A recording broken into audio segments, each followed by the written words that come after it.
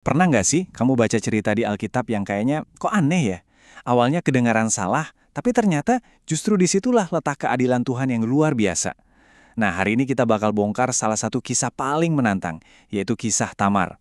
Namanya mungkin jarang disebut, tapi keberaniannya itu loh sampai tercatat dalam silsilah sang raja. Coba deh, kalau aku tanya, siapa aja nenek moyang Yesus yang kamu tahu? Pasti yang kepikiran nama-nama besar kayak Abraham, Ishak, Yakub, atau Raja Daud kan? Wajar sih. Tapi pernah kepikiran nggak, siapa ya para wanita hebat di balik garis keturunan itu?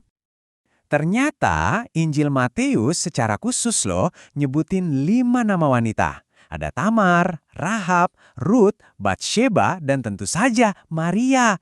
Dan percaya deh, kisah mereka ini bukan sekedar catatan biasa. Ada alasan super kuat kenapa nama mereka ada di sana. Dan tiap cerita punya pelajaran yang dalam banget. Kalau Maria, kan kita semua tahu ya, kisahnya luar biasa. Tapi 4 wanita lainnya ini, wah, punya latar belakang yang bisa dibilang sangat kontroversial pada zamannya. Ada Rahab yang dulunya seorang pelacur, ada Batsheba yang terlibat skandal perzinahan. Nah, hari ini kita mau fokus ke satu nama yang kisahnya mungkin paling bikin kita mikir keras, yaitu Tamar. Oke, kita mulai masuk ke ceritanya ya. Kisah Tamar ini unik banget. Kenapa? Karena masalahnya nggak dimulai dari dosa yang dia perbuat, tapi justru dari ketidakadilan dan kehilangan yang super pahit.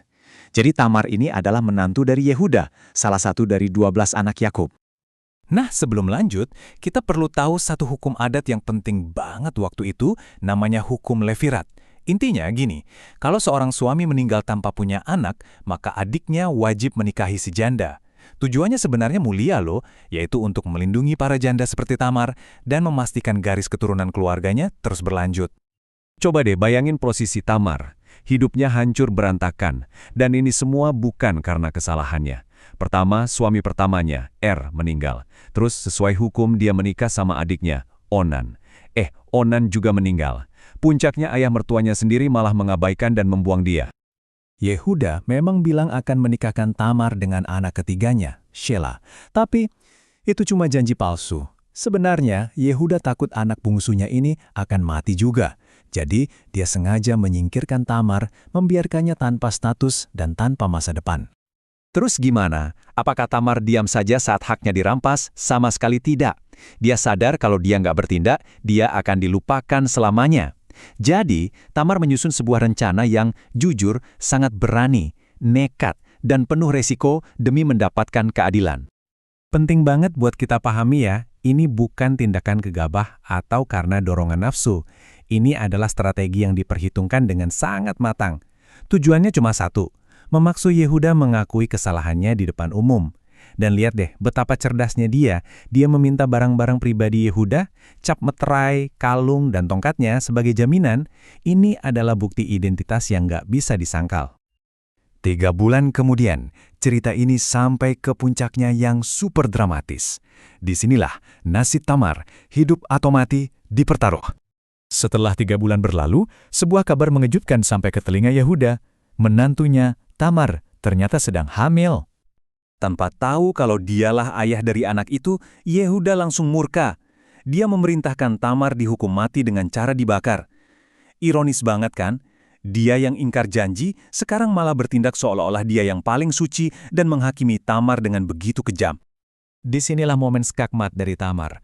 Tepat saat dia diseret keluar untuk dihukum, dia mengeluarkan barang-barang milik Yehuda.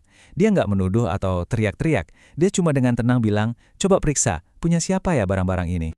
Wah, Yehuda nggak bisa ngelak lagi. Buktinya ada di depan mata semua orang. Di saat itu juga, dia terpaksa mengakui kesalahannya sendiri dan menyatakan, perempuan itulah yang benar, bukan aku.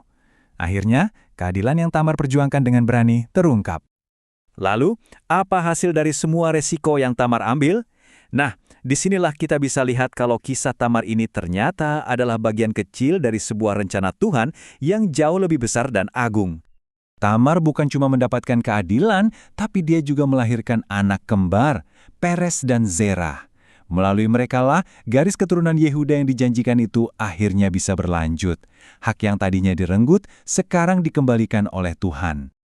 Dan ini yang paling bikin merinding. Putranya, Peres, tercatat secara langsung dalam silsilah Yesus Kristus. Bayangin, Tuhan memakai keberanian seorang wanita yang dianggap hina dan tertindas untuk menggenapi rencana keselamatannya bagi seluruh dunia. Luar biasa. Jadi apa yang bisa kita ambil dari sini?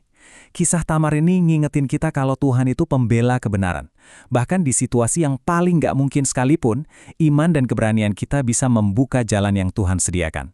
Dan yang paling penting, masa lalu kita, seburuk apapun itu, nggak pernah bisa menghalangi Tuhan untuk memakai kita dalam rencananya yang mulia. Sekarang pertanyaannya buat kita semua. Setelah dengar kisah Tamar, kira-kira dalam hal apa ya Tuhan memanggilmu untuk berani membela apa yang benar hari ini? Mungkin perjuangan kita nggak akan sedramatis Tamar, tapi ingat, setiap langkah kecil keberanian yang kita ambil karena iman, itu sangat berharga di mata Tuhan.